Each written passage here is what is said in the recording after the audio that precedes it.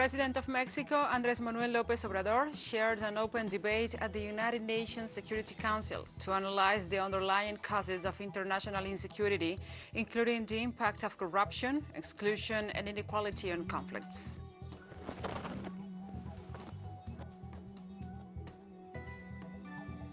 Chile's Chamber of Deputies approved the motion to impeach President Sebastian Pinera for his involvement in the Pandora Papers scandal. In Niger, 26 children died in a blast on Monday after their straw and wood classrooms caught fire.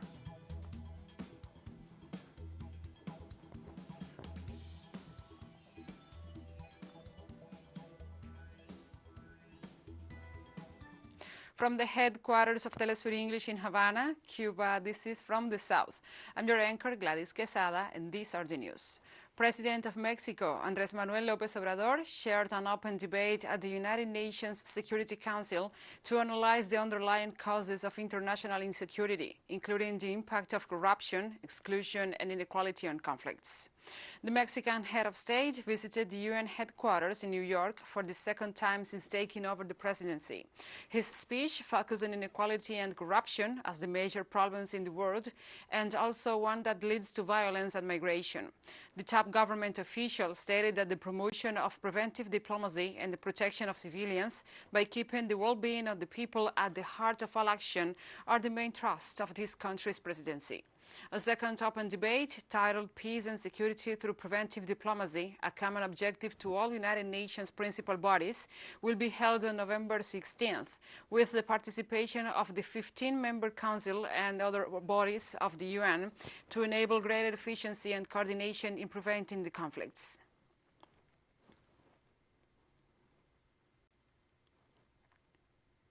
In the framework of the open debate at the United Nations Security Council, the UN Secretary General Antonio Guterres said the world is facing the highest number of violent conflicts since 1945. Humanitarian funding, assistance, and conflict management tools, the very kind that the United Nations provides around the world, are all under tremendous strain. Peace has never been more urgent. That is why conflict prevention is at the heart of my proposed new agenda for peace. We need to bring the entire UN system and all partners around our common cause of peace. The success of the 2030 Agenda for Sustainable Development depends on solidarity as we support governments' efforts to build development for all and ensure no one is left behind. Ending inequalities and exclusion is a critical part of these and a vital step in giving every person a chance to contribute to their country's future. And the caravan of migrants crossing Mexican territory has come across difficulties on its way. Both the police and the population have shown their refusal to receive them in the state of Oaxaca, fearing presence of COVID among them. 17 days after leaving Tapachula, the migrants have been leaving the caravan, and now there are just over 1,000 people seeking to regularize their migratory situation before continuing on to the United States. Although the National Migration Institute has affirmed that there has been no case of COVID-19 in the caravan, locals' reaction towards this group has turned negative due to the possibility that some may be carrying the disease.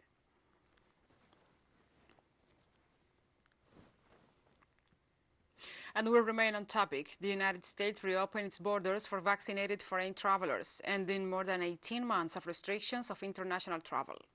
Pedestrians with proof of coronavirus vaccination joined the mix of students, essential workers, and returning North Americans entering the U.S. At the San Pedro Isidro port of entry, every available booth was staffed with customs and border protection agents who checked for proof of vaccination before waving people through. During the previous 18 months, only a few booths remained open when pandemic travel ban only allowed U.S. citizens, permanent residents, and people with essential needs into the country.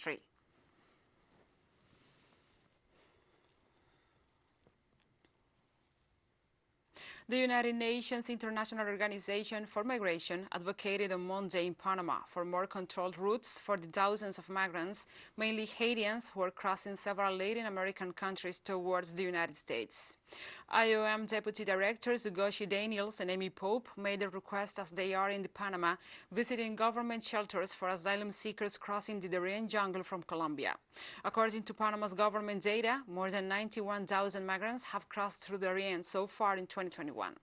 Along the way, migrants are exposed to heavy rains, high temperatures, and organized crime.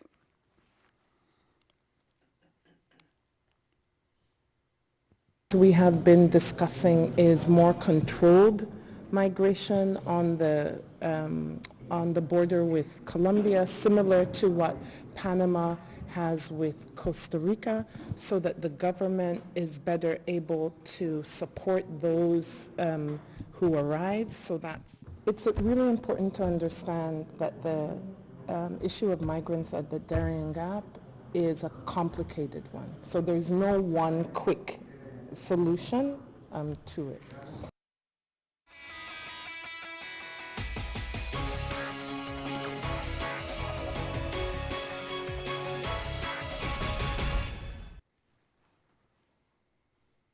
The president of Honduras National Electoral Council, Kelvin Aguirre, promoted an agreement of peaceful elections to avoid political violence during the polls.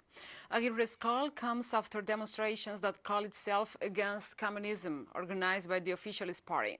The mobilizations took place just a few days before the general elections to be held on November 28th, which will renew the presidential formula as well as legislators and mayors.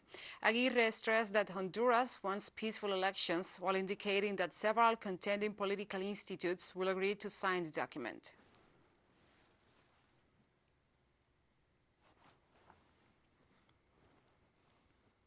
In Argentina, the main political parties brought their campaigns to a close ahead of November 14th legislative elections.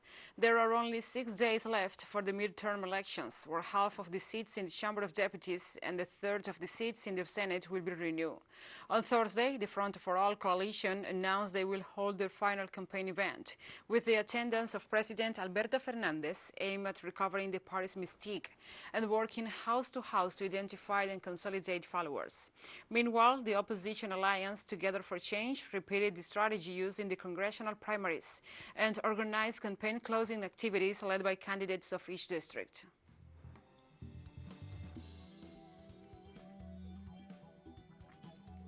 And we'll be right back after this very short break, so don't go away.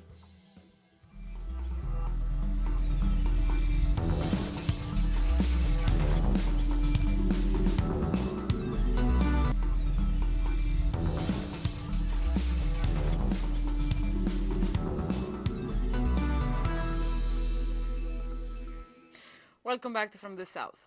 On Tuesday, Chile's Chamber of Deputies approved the motion to conduct an impeachment trial against President Sebastian Pinera for his involvement in the Pandora Papers scandal.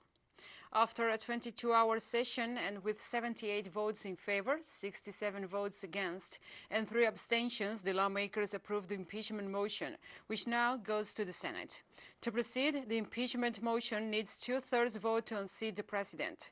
Piñera faces his second constitutional impeachment after the charges against him for human rights violations during the social outbreak on late 2019. In this occasion, the accusation is based on the purchase and sale of Dominga Mining Company in the tax haven British Virgin Islands, included in the Pandora Papers scandal. That it is possible that tomorrow we have a president who will be an example for the rest of the Chileans, and not the situation we are in today, where we have a president who has not only acted outside the administrative probity required in the position he holds, but who has also acted seriously in damaging the image of the nation. The impunity with which Piñera has governed, the impunity as the author of serious human rights violations since the outbreak of protest, and the impunity which he has been putting his personal interests before the interests of the nation will end, even if only in this chamber.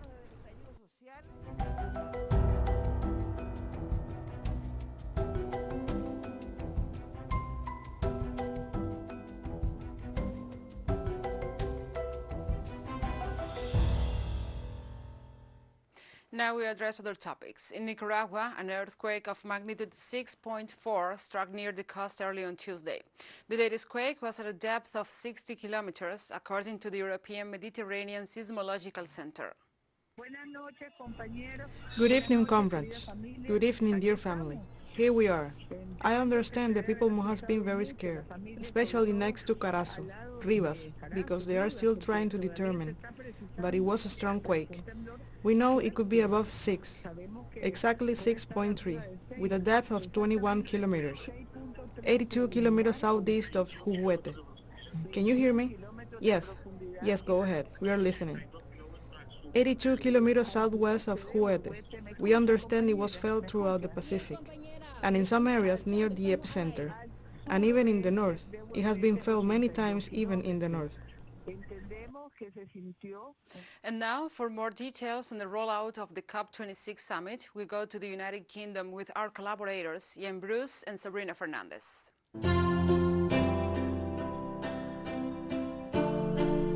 Hello and welcome to the COP26 Coalition in Glasgow. I'm Sabrina Fernandez. And I'm Ian Bruce, and this is Inside Outside, your daily look at what's going on inside the COP26 and outside in the struggle for climate justice. After the extraordinary protests on Friday and Saturday, the People's Summit for Climate Justice began on Sunday.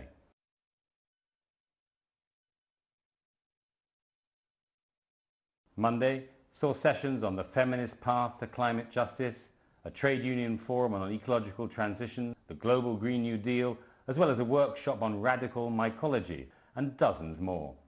Protests also continued outside the COP26 Climate Summit.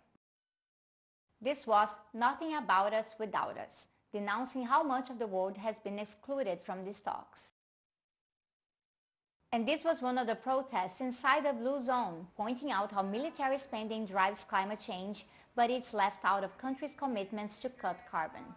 Monday was the summit's official day on adaptation and loss and damage. To highlight the challenges, the UNFCCC released some new research that points to the size of the problem.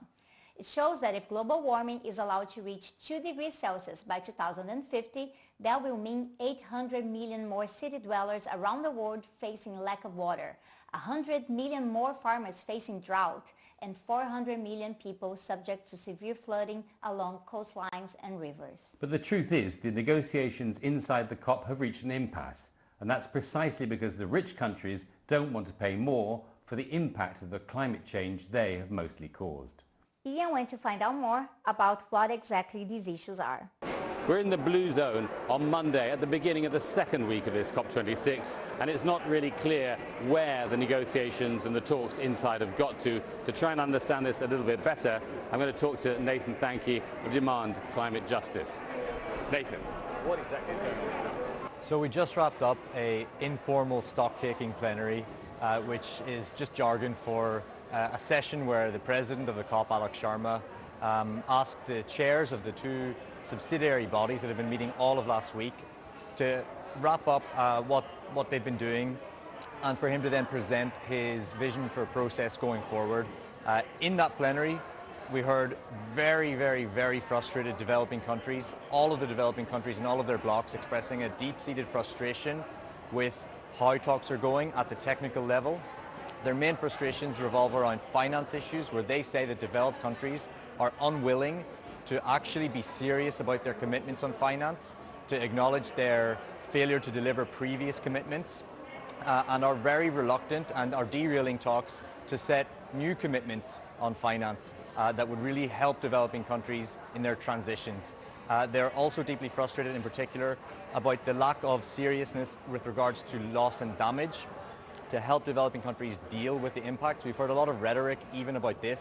News stories about the Scottish government giving £1 million dominated the cycle.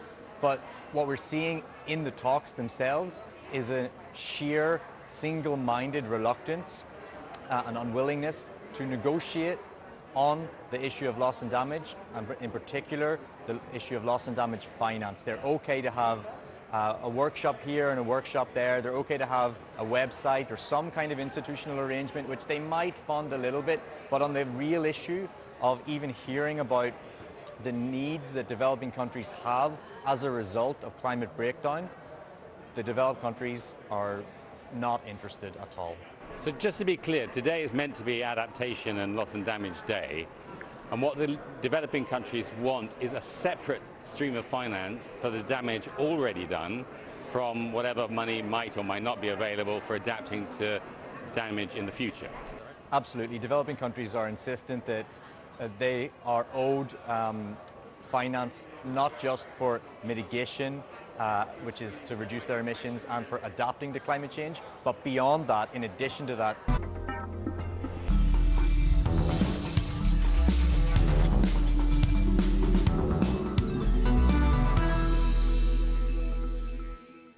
Welcome back. In Niger, 26 children died in a blast on Monday after their straw and wood classrooms caught fire. The tragedy also resulted in 13 injured infants, all of them who went to a school in the Maradi region, south of the country. 3 days of mourning since Tuesday were issued for the Maradi region.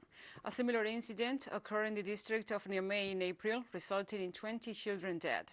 Niger's government lamented the tragedy and stated that straw and wood classrooms will be banned in the country, a difficult task given that straw and wood sheds have served in the making of buildings as a way to fix shortages of education centers.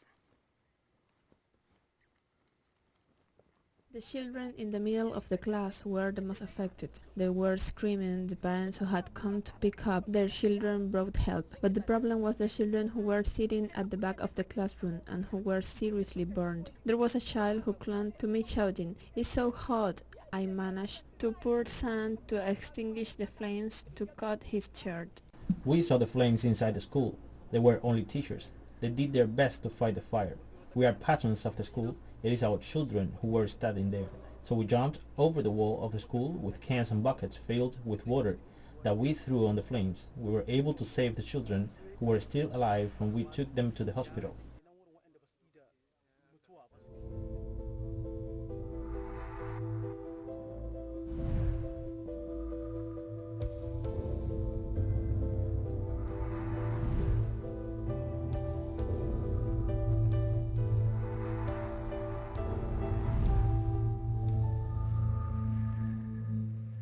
Now we address other topics. The United Kingdom has said it will...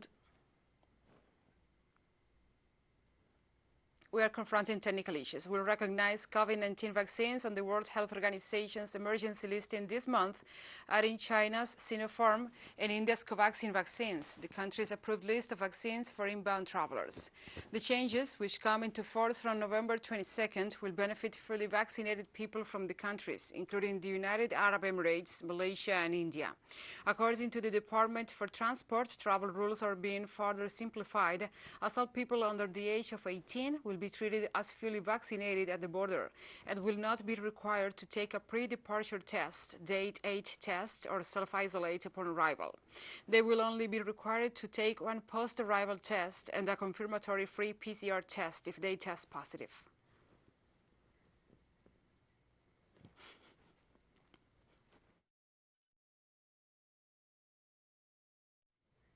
The Vice President of the government of Havana, Cuba's capital, Luis Carlos Góngora, praised on Monday the constructive and forward-looking spirit of the capital of Cuba.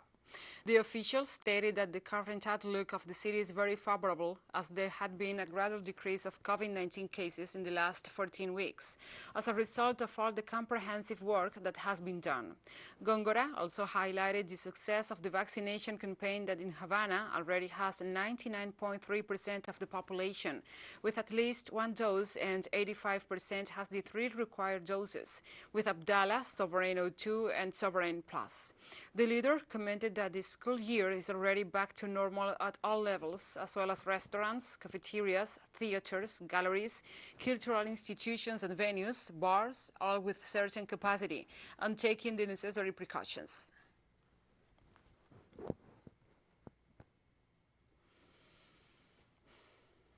The Spanish member of the European Parliament, Manuel Pinera, who is visiting Cuba, held a meeting with representatives of youth organizations on the island, where they discussed issues related to the stabilization attempts, the fight against the pandemic, and international solidarity movements that support the island.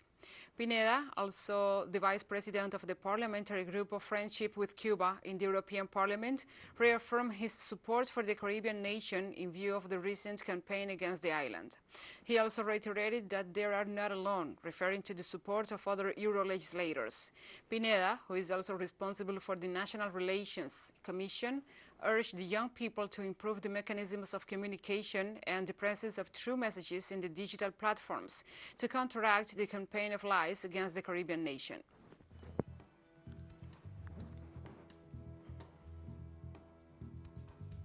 And we have come to the end of this news brief. But remember, you can find these and many other stories on our website at telesurenglish.net. And also, if you feel so inclined, please join us on social media for all the latest news. We are on Facebook, Twitter, Instagram, and Telegram. For TeleSUR English, I'm Gladys Quesada. Thank you for watching.